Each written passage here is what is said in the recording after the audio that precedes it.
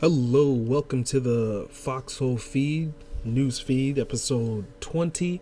Yeah, we're at 20 here, guys. It's been a hell of a past couple weeks. But I'm going to talk about our first bit of news, which I really like. Sega trademarks Valkyria of the Blue Revolution. So yeah, it looks like Sega's making another Valkyria Chronicles game as they go and open up this trademark. Trademark is being in Japanese, makes you question if it's ever going to see the West. Valkyria Chronicles, if you guys don't know, PlayStation 3. I want to say it's an RPG, but it's actually more of like an RTS. It's sort of like a strategic RPG. I'll say more of that because I don't know if I want to go on the line and say RTS with it.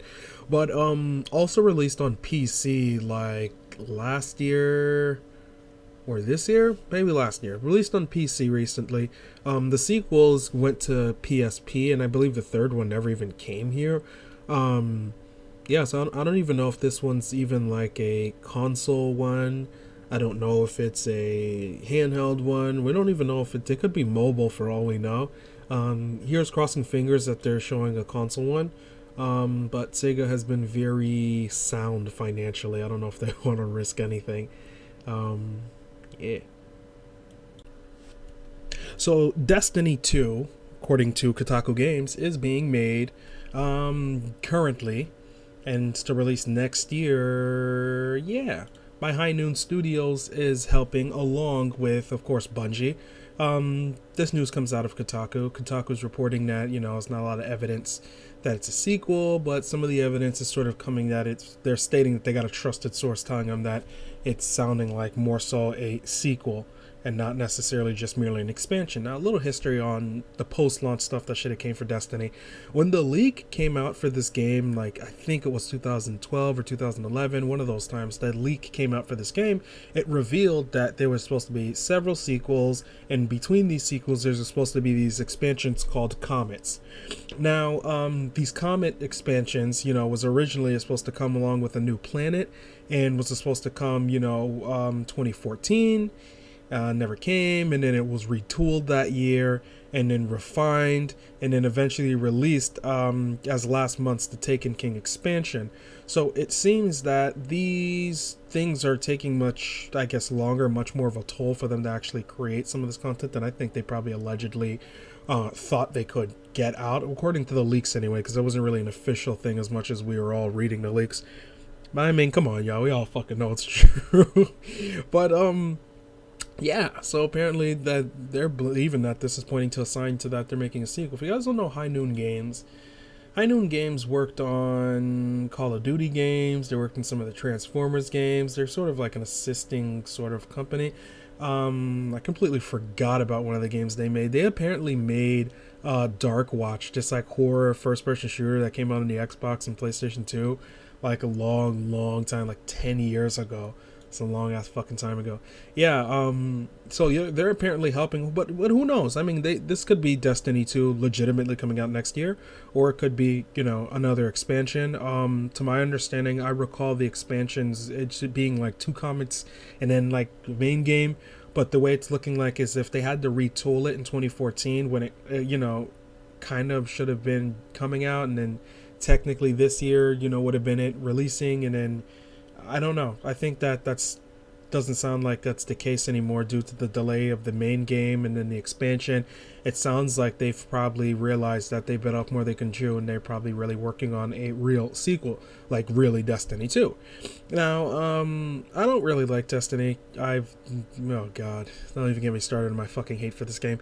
But yeah, don't even get me started on the hate for this game. Along with it not even having like a real single player. This game really doesn't have a real single player, and it's just really bad like narration and like kill fest, and oh god, I don't want this to turn into that, since I have enough hate being saved for the next for the next topic I'm going to talk about in like the next like minutes or so.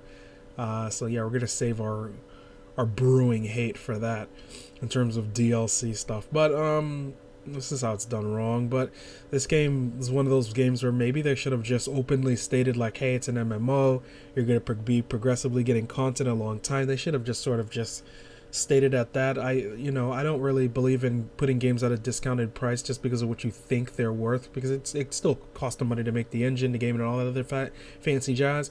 But I do believe that if they're not going to make it at a discount price with the understanding that the game lives off of those expansions, I personally believe they have to make it understood that it is an MMO. They don't want to use that word with this game, but I'm sorry, they fucking have to, because they cannot be just making it sound like it's just a regular old game. You don't really need to get. It's being apparent that no, if you don't buy those things, the game is completely barren. Especially since they're like you're at these weird level caps if you don't get the expansion. That's not fair. So I think that yeah, if you're going to do all that, you guys gotta have to, step your game up. I don't know what Destiny 2 is going to entail in terms of coming up with predictions, since I stopped playing the game maybe 2 months after it's released. I spent more months being excited about the game than I did even playing it and caring about it. Once I was done playing what I was playing with it, I was just over it. What could it be in the sequel? Real in-game flight could be in the damn sequel in terms of going planet to planet. That'd be nice. I don't know if they'll do all that. Sounds like a lot of work for them. Yeah, I don't really know what else they could really do, especially considering how they see their format of their game. And even though I don't like it, I mean, someone does like it. I mean, I don't like it, but people like it. And they like the format of, jump in a match and go and do, kill fest things and then go and do these little missions. They like all that grindy stuff. And if they like that type of grindy shit, I mean, who am I to say change the format to make it into this real RPG that has all these different story elements and, NPCs and questing and all this different stuff? Like, no, it's not going to be The Witcher in space. It's not going to be Elder Scrolls in space or Fallout in space. It's very clear that that's not what Destiny is. It's not even fucking slightly that. So, I say don't waste the time turning into Mass Effect, with an online component. Don't even waste the time turning it into that, simply because that's not what the crowd who buys and plays this game right now wants. Yeah, I mean, they've already, got their install base that wants this game. So I think they should cater to that install base that likes what this game currently is, even though I don't like it. I mean, so Destiny 2, my expectation, clearly, my expectation is going to be PlayStation 4, Xbox One. I actually believe that this Destiny 2 is going to be PC. I believe that Activision might just get another team to do a PC version, because I don't believe they know that the PlayStation 3 and 360 being gone, in terms of the next installments, if they're trying to seek a greater graphical fidelity, they know that they can't sort of release it that way. They're going to have to basically have another install base. I don't know if Activision feels that they could make the money that they want to make on this title on merely 2 install bases. They're going to have to seek 3, because they're already coming from like 4 to 2. And I think Activision's probably going to have to, barter with them, let them know that things have to change. So yeah, Destiny 2 might be coming up, but I think at this point, after those leaks that happened, like before even the game was announced, after those leaks, I think Destiny getting announced is going to turn into like a Call of Duty type deal, where it's like, we know. So Angry Joe a couple days ago, no stranger to controversy, apparently releases a video talking about the season pass of Battlefront. Not even just the season pass, but all along just saying a whole bunch of stuff regarding the actual game itself. Now, releases this video ranting about the game, ranting about the pass and the price and the updates and everything like this. And one of the level artists from DICE spoke up about it on Twitter, as like he wasn't okay with what he was stating about a piece of work that he's working on. Now, he posted this video about the season pass, and DICE, one of DICE's employees reacted to it by, tweeting, regardless about it. So one of the artists states, it's highly unimpressive. He's wrong on so many facts and is outright guessing, yet rants like he knows. Which I have to side with DICE on this and agree with that, because you can't really say these things regarding a game, but you don't really know you're not developing the game. You don't really know what's going on in the game. So how do you know that some of this stuff is, like he says, some of it being like they're holding back stuff, and some of the stuff is like unreleased and could have been this and that, and like they're kind of sending them like, no, that's actually not the case. And it's hard for someone to dispute that against the person who's working on the game currently. I mean, I cannot side with somebody who's not, working on the project. The person working on the project is telling you that, game's unfinished and they're working on it and that these things are false and incorrect. I can't just side with a person with this tinfoil hat belief that he has to be correct, because that doesn't really sound like it's the case in this regard. He says, that's why I usually don't bother with people. They love making headlines, they don't care, and they bend the truth to get heard. So he adds to it that nothing has been cut off of Battlefront, according to this designer. He says that it's been bothersome that people think DICE is withholding content from fans. If anybody doesn't believe this, all you have to do is look back at the timeline of when this game was actually first conceived by this team in terms of being made as a project. Disney came to these guys in 2013. 2013 they came to them to do this project. This game has only had about 2.5 years development time. In that respect, if this game has only had 2.5 years development time, I don't know if it was ever feasible for them to have this ridiculous number of maps and all these other things going on. Because even Battlefront itself is a mod from Battlefield. It's not even a ground up 100% concept. It's a concept taken from another concept that wasn't existing. Even the sequel came a year after of a mod from the original one. So that's not what DICE is doing. DICE is essentially making a ground-up game, running off of that engine, and even brand new assets, as none of the assets are existing in the previous Battlefield games. And they don't have the time to go out there and say, okay, let's go and make this game be exactly 100% end per end, exactly like those previous games. So do I think it's feasible that, the 12 maps that this game is coming with are what is currently made? I 100% believe that's very likely true, simply because Battlefield 4 is still getting content even till today. Battlefield 4 is still getting content. So how can anybody say that a game that was, being made after this other game should have more content, and even their current game, is still getting content as we speak? So no, I don't really 100% believe that, especially not with the fidelity of quality that we get from DICE maps. They very much are likely still working on those. I think they want to release everything that they currently have, and then have all the other content that they're saving up for DLC, or that they're currently planning for DLC on a different, year, different date, when they feel that it's ready to be released that way. So Angry Joe states that, I represent me. I don't feel that it's bothersome when people think that they're withholding content from people. And then, one of the developers, because looks like all DICE developers are getting on this shit. One of the developers states, what content would that be? Nothing has been cut off or saved, mate. And he's making a good point, because I've said this numerous times.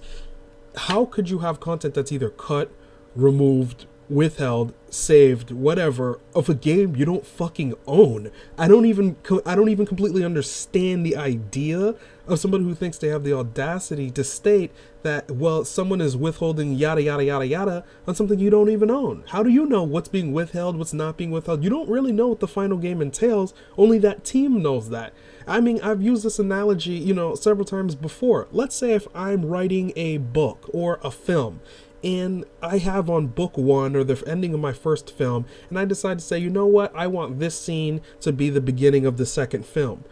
And this now becomes the beginning of the second film. When the first film actually releases, the ending of the first film is what you currently see. I've never promised that what I'm selling is my mind. I never promised what I'm selling you is my soul. I never promised anything like that. So anybody who's creating something and they have something where they deem it book one, movie two, or game one, or whatever, they're free to do whatever the fuck they want with that content when it actually comes to release. You're only owed what was promised. That is it. I see no reason to cry and complain about something that is removed of something that you don't even know what it is that's removed, of content that you don't even legally own in the first place. This is one of these strange things where it's like, you could say this about any game, though. DICE has already actually stated in an article way back when that they stated that nothing was being withheld for DLC. Reason why I believe this is currently how Battlefield 3 and 4 are set up. Battlefield 4 had DICE LA and Visceral both working on the actual project to assist in getting that DLC released. Battlefield games are not known for coming out with 40 maps or anything like that. No Battlefield game has ever even released that way. So how the fuck would anybody know that, yeah, Battlefield was going to come out 40 maps launch and they didn't? So delay Battlefield to this year to have it come with 40 maps? Is that even going to yield greater sales? Does anyone think that that economically makes any sense? I mean, which goes to my next point. If we're going to sit there and say that this is really how this came about and that somehow they would have got better sales if they just delayed this project, because that's something that he states. Angry Joe states something like, maybe they should have delayed it, or they should have delay it by a ton to get all the DLC released on there. And the guy states that the person who's from DICE makes a great point in which he states that nothing's been cut from the game, and he replies by saying making people aware of content doesn't reflect anything on the game's status. What he's trying to say is they're free to advertise DLC and they're free to say we have more stuff on the way. That doesn't have anything to do with the final game that's being released. So if they know they're going to have night maps and they know that they're planning night maps somewhere along the way, they can't just say, okay, let's just delay the game because we're planning to have this as DLC, and then you'll get, whatever extra content later that comes later during the year. How do you know anyone's going to buy or even want or even value that? If you release a game right now with 40 maps, how do you know any single human being is going to pay a damn thing for the next several dozen maps that comes out? You have to question how many maps does somebody really need inside of a game? I mean, even the sales have shown for DLC that of the millions of people that ended up purchasing this, maybe I would say only 3 million out of 16, 17 million even buy that DLC. So that goes to show you that that's not even valued by even lots of the people that play. Don't even value it that much to sit there and actually go to spend the time to get it. So I see the complaining seems to be about something that they don't really have. I don't know if it matters that whether it's in it or not. If it was in it and they had extra content, they would still complain about there being extra content. The developer makes a good point, and he states that doesn't really have anything to do with the existing game, and that's probably what he meant by the guessing and assuming, because that's a lot what's going on in this. So Joe, commented on Twitter, or he commented about the reboot of the series, saying that it has limited content, and states that, well, the reboot shouldn't be of that name. I don't agree with that. I believe that you don't know what limited content is, to be quite honest. This is only in comparison of a game that's 10 years old on a different engine that was created from a mod. So I don't know if that's the greatest example. The only thing I could say, regarding something like that, because I know lots of people have, brought this up numerous times regarding games that released in the past, games that are being released currently. It's like we've had this before for a long time now. All the way back in the early PC days, when you look at Doom 2, when they had its Hell on Earth DLC and or expansion because of the method, and Age of Empires and Neverwinter Nights and the old Elder Scrolls series and Quake and UT, Half-Life, you name it, have all had expansions. Now, when I hear people say this expansions versus DLC bullshit, it's like, you have to understand that an expansion is downloadable content to today's standards. That's actually what that is. Back in the day, you just didn't have the method of having it as a download. Had we had that method of having it that way, it would have been released that way. Because they didn't have the method, they had to just make it some standalone thing.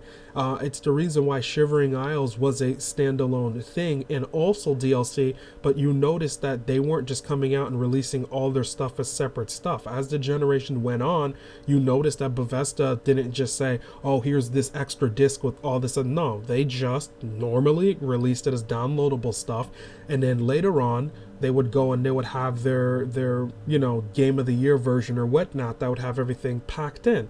So it has nothing to do with things changing as much as it has everything to do with we've had content like this before, and the only thing that's really changed is the distribution of the method. We've had companies that gave it free before, and just like we have companies that charge for it, then they still do that now. Some companies give it free, some companies don't. You had that back in the day as well. Some companies had free updates to their content, and and some companies didn't. I mean, that's not really that different than what happens, at the very dawn of gaming. Consoles, just to bring that into it, have the same thing with Street Fighter or the Tekken series. Street Fighter can't even stress that enough, with the Alpha and the Hyper and the Mega, and then all the other series that they've had have had that as well. Yeah, you got it as separate games, or as games that just add on to what Street Fighter is, but that is what these are. They're additions too.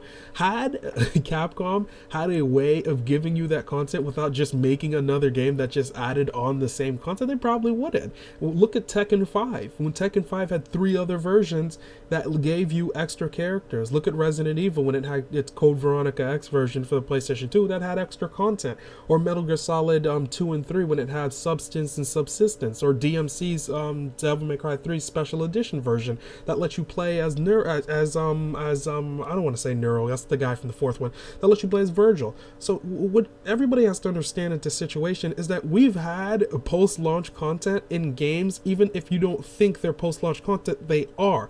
Yeah, you call it DLC now, but you're merely referring to the fucking method in which it's being distributed. That doesn't have anything to do with, well, back in the day, we used to get this. No, back in the day, we did not. Back in the day, we still got the same things you still currently see right now today. You're just seeing this done in a completely different method, but you're still seeing it done nonetheless. I cannot tell you when I was a child in gaming in the early 90s that we did not have extra content that came after the fact. It's being released differently, but we still got it. As to why anyone's thinking like, oh, well, they're withholding content, or this content's limited, or this content's cut, or they could have just waited till it was done. Okay, could they not waited till Doom 2 was done? Could they not waited for Hell on Earth to be finished? Is that what you're trying to say? Oh, okay, so Street Fighter should have waited until they were done and before they made Hyper and Alpha and Ultra. So Tekken should have never made that version. They should have just waited till they were done with the other versions that they were making. So Metal Gear Solid should have never released. It should have waited till it was done with Substance in the online mode, in the 3D angle. Do you hear how dumb this sounds? At some point you need to get over your fucking selves and realize that there is a such thing as an extra. When does a fucking extra not be an extra? This is an extra. And if you want the extra, then at the end of the day you pay for it. Now I work in business for myself, and I've been contracted to work for a long time, for probably gonna be 2 years now. So I do search evaluations and search algorithms for companies, and I also work in real estate, and I understand what market value really is. What somebody deems worth $60, $70, whatever, that's a personal opinion. That is opinion that you deem to yourself or what you think it's worth. That's not how business looks at it. Business looks at it as what is real market value. What is somebody really going to pay for it for real? Not what you think, what they will pay for it.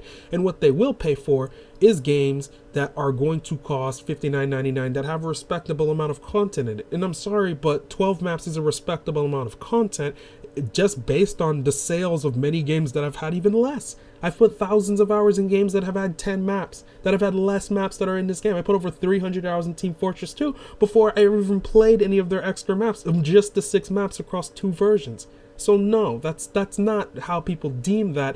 Some will, that's completely fine, but they don't overall speak for the entire market. At the end of the day, that's not what value means. I don't really agree with Angry Joe on this in terms of the idea that it's either cut or limited or whatever. It's an unfinished game.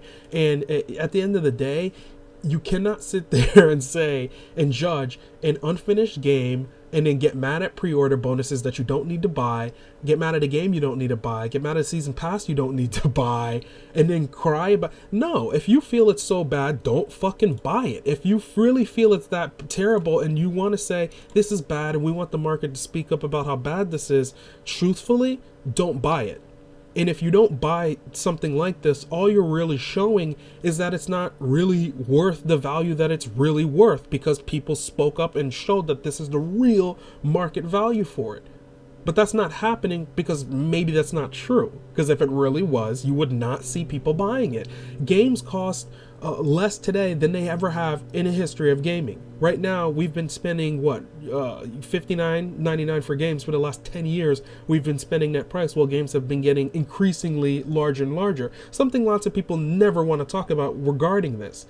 It's like, if you consider what they're releasing and you consider how much it costs them to develop these games, they cannot just say, oh, let's just delay it when all the DLC is made, because at the end of the day, you're never going to know what was or wasn't DLC. And at the end of the day, what would it really even matter? You're buying what was promised. You're not necessarily buying what you think it's supposed to be in there. You're buying what's being marketed. At the end of the day, you're owed nothing more than what was marketed. So I look at it like, just to end this off, it's buy what you like. Stop crying over what you think it should be, because that doesn't really make any sense. You buy what you like. You buy, what's it being marketed as. I cannot sit there and say that somebody should not buy a game because of what they assume or what they think it should be or shouldn't be or anything like this. You buy it for what it's being marketed as. You buy it because you like it. It's like, it cannot be this whole understanding that, well, all DLC is bad, but except this game is doing it right, and it should cost this price and it should cost that price. No, at the end of the day, games factually should technically, economically cost $80 to $90, and you could take that to the bank. Economically, they should not even be $59.99. It shouldn't, because it doesn't even make any sense. Go to any economical calculator and type in 2005 and type in $59.99, and you're going to see that what the equivalent of what a game was priced then is still essentially what it's priced now in terms of economical inflation. So no, they cannot afford to just say, let's just wait till we have all the DLC inside of it. And that doesn't mean you're going to get more sales. The best analogy I could really make with this is that if I owned a diner and I was selling you hamburgers and I decided to say, you know what, I'm going to make this special item on the menu and I'm going to decide to give it to you for free because you cried about it and wanted it for free. If I gave it to free for you while you bought something else and you got these extra sandwiches for free, if I had 1,000 more people come into my shop to buy that exact meal, I still have, 2,000 sandwiches that are unpaid for because I technically gave them to everybody else for free for buying one sandwich. That doesn't actually mathematically mean I'm making more money. So no, them waiting until they have all the extra content and all this extra stuff and just providing it at a, putting a bow on it and paying $59.99 on it doesn't solve their problem, because at the end of the day, people still buy games based on whether they like them or not. People still buy games off of a subjective opinion. What if somebody doesn't fucking like this game? If someone doesn't like this game, they're not going to buy it. So having that content in there may not even mean shit, because you still buy games off of quality content and off of a subjective opinion. So even then, that doesn't even make any sense. People don't buy games off of some sort of number or numerical number of specific things. Like I said, I bought Team Fortress 2 and played 6 maps of it. So to end it off, I do not agree. I think it doesn't make any sense. I think it's crazy that anybody would, have this weird idea that games should be this price or that price. At the end of the day, economically speaking, they shouldn't be, and that's not even a matter of opinion. That's a matter of fact. I'm okay with DLC because you don't need to buy it, and I'd rather have the option to play more and pay more then all get when capped price, because when they do raise the price of games, believe me, don't expect them to just not have DLC or something. So I don't really think that's going to hurt anything. I don't think having extra content has anything to do with what the base game is going to be, because you're never really going to know. I mean, I know everybody loves using CD Projekt Red as the poster child of free content that's released as of late. But at the end of the day, you don't even know if the content that's coming out for that game was quote-unquote part of the original game. But you're never going to know. They advertised what Witcher 3 was. You bought it for what they advertised it as, not changing your opinion after the DLC is revealed. You can't live in hindsight with shit like this. So yeah, it's been an okay episode. Just wanted to end it off with that since it was pretty meaty. It's episode 20 of the Foxhole feed. Stay tuned for episode 21 on Friday. And yeah, that's game.